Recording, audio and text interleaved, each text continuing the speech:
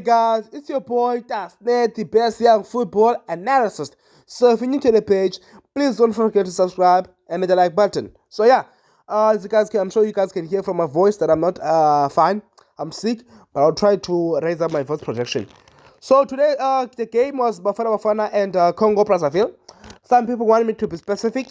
They are saying that no, Bafana didn't defeat DRC.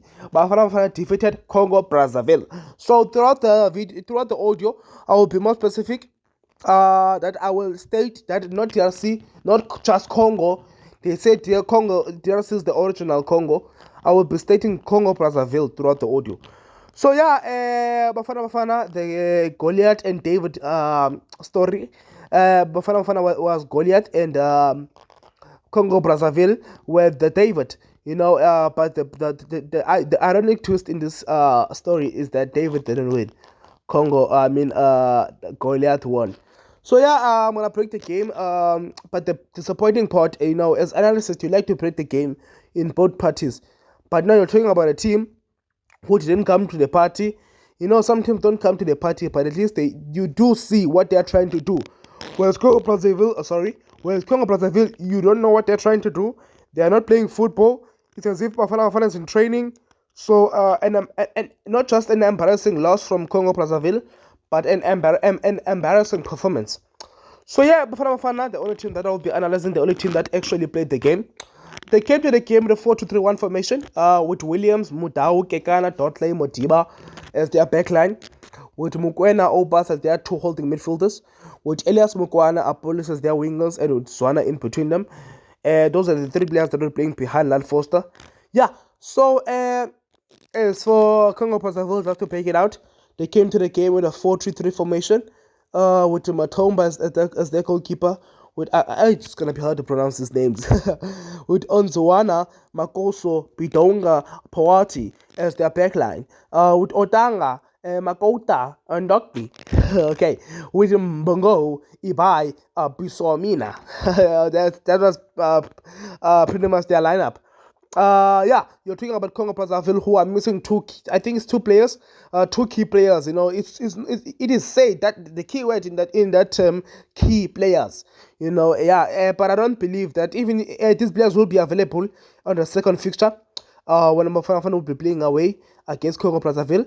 And yeah, it's gonna be an away game for Bafana. These two players will be there. So let's see what change can these two players make, because it is that is the excuse of Congo Brazzaville fans, that their main two key players were not there, and they believe they could have done better. Yeah. So yeah, let's break the game. As I've said, Bafana came to the game with a 4-2-3-1, with Mudau and Modiba overlapping a lot as usual. I'm very disappointed by Congo Brazzaville, to be honest. You're talking about the Bafana team. The whole midfield of Bafana is not getting game time. It's not getting much game time as they should at Sundowns. Mukwena, who has played possibly 3 to 4 games out of 9 games for Sundowns. I'm sorry guys, I'm just sick. You're talking about Obas, who's not getting much game time at all. You're talking about Mshishi, who yes, he was there against Chiefs, but he was also not getting game time. So the whole midfield was not getting game time, which means you would have expected the midfield to be a little bit slacky. But surprisingly, they dominated the midfield. They made a clown out of the midfield of Congo Brazzaville, because the midfield of Congo Brazzaville was nowhere in that game. They were not in the game. The midfield of Congo Brazzaville, not even competing. Bafana had free space in the midfield. It was easy for them to play around the midfield. But before I break in the game, I would like to check the stats. So the stats for Bafana, 13 shots, 8 on target, 66 ball possession, 525 passes. Whereas for Congo Brazzaville, 10 shots, 4 on target, 34% ball possession, and 275 passes. Yes, they might have 10 shots, but most of those shots went wide. Yeah. So to break in the game, I won't be talking much, because this was not a game. This was not a game, guys. This was a training session for Bafana. So yeah. It talks about the weakness of Congo Brazzaville. As a coach, when you identify that your team has this weakness in this type of way, you try to solve that. Yes, it's quite difficult to solve weaknesses when it comes to the national team, because it's rare that you even meet up with the players, and in most cases there's a players rotation in the national team. But I doubt in national teams like Congo Brazzaville, you would see players rotating, because you could see that this team doesn't have quality. It doesn't have quality. We were facing beginners. We were facing beginners. As much as these teams, I respect them that they play for their own respective clubs, but they played They played like beginners. So yeah, the weakness of Congo Brazzaville is set pieces. They cannot defend set plays. They were struggling to defend set plays, and I believe it's a great. I would like to applaud Coach Hugo Bruce for identifying that weakness of Congo Brazzaville. It's very important when you do analysis on the team that you're gonna face the opponent. You identify their weakness and try to press them, to get those goals. And Coach Hugh and Coach Hellman were able to identify that weakness, and they discovered that Congo Brazzaville are not good in defending set plays, and they used that to their great advantage. Because as you guys can see in the video, it's a corner kick. Opponent takes the corner. Mokoena heads the ball, and it goes in. You look at the Congo Brazzaville players. Yes, they try to head out the ball, but they cannot jump high. I don't know. It's as if like there's something holding their head for them to jump and pay out the ball. So Mokoena was the one that jumped high out of the players, and he was able to get that goal. I always say, in order to defend set pieces, as you guys can see in the video, no one is man marking Mokoena. No one is man marking Mokoena. I always say man to man. Every player on every opponent in my half in the box must have a man that is guarding him. That's the I wouldn't say that's the only way to deal with set pieces, but that's my way of dealing with set plays in order to defend set plays. And all tall players must be at the back. All tall players. And the fact that all players were at the back of Congo Brazzaville, but they were able to also concede a second set piece. They considered their third goal on a set piece. As you guys can see on the video, again, my man of the match, Austrian Apollos, who was exceptional. He takes a corner. As he takes this corner, Opas, again, no one man marking Opas. Opas takes the header and it goes in. Both these players, Mokoena and Opas, were unmarked. They were unmarked. No one was man marking them. It was a free header. So that's something that the coach of Brazzaville needs to fix. The coach of Congo Brazzaville, they need to work on defending their set plays. But it's a lot that they need to work on. Not only defending their set plays, it's a lot. The only player that was trying in this game for Congo Brazzaville was Mbongo. It was Mbongo with the number 11 of Congo. The number 11 of Congo, as you guys can see, he was trying. He was trying his best. But if you're gonna try your best, but your team is not in the game, you're gonna fail. So yeah, I need to compliment Mokoena. Credit must give on his due. You talking about Mokoena, who scored a brace in this game.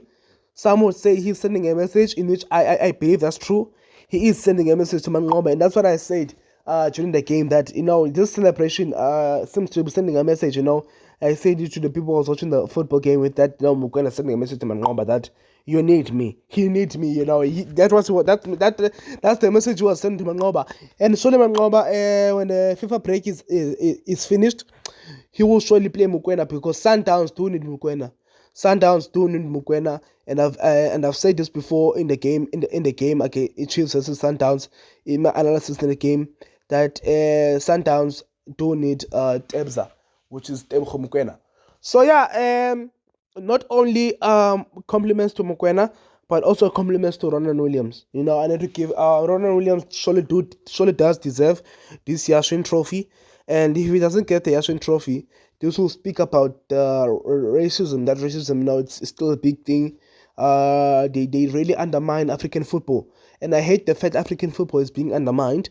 You look at Oscar Masoluke, who didn't win the best goal of the season. The best goal, I don't know what type of trophy they call that, but you have the best goal in the world.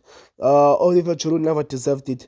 Oscar Masoluke was the one that deserved it, but because of racism, Oliver Giroud got it.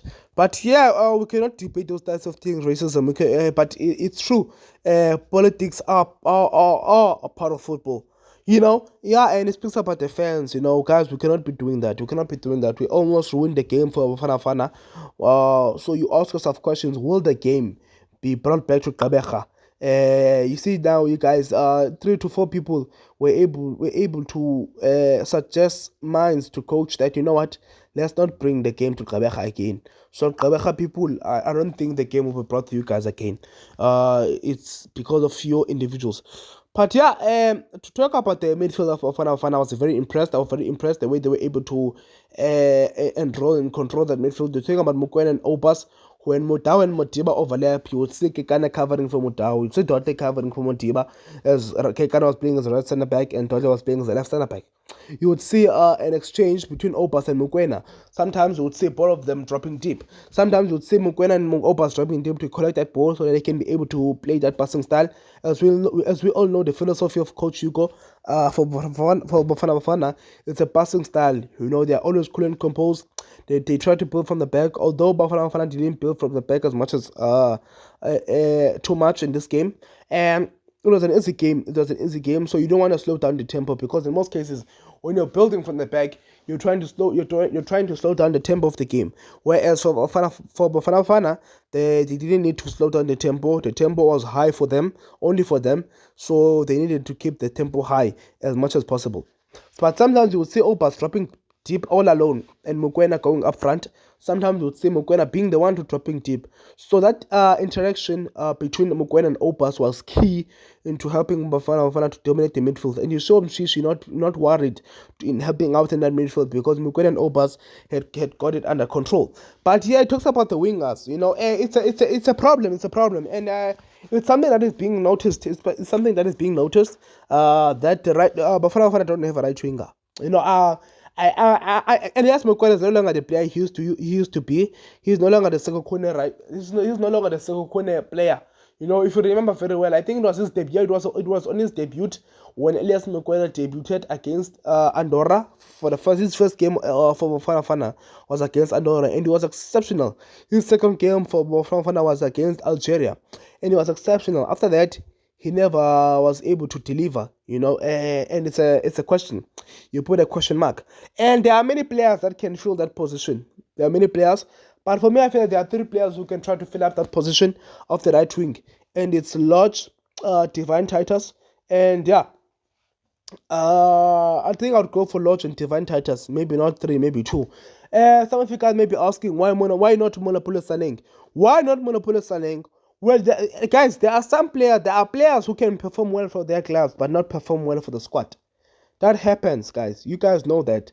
It's part of football that you do perform well for your club. You're one of the best players in your clubs. But when it comes for you to perform for national team, you fail. And I believe, yes, Saleng might have his moments.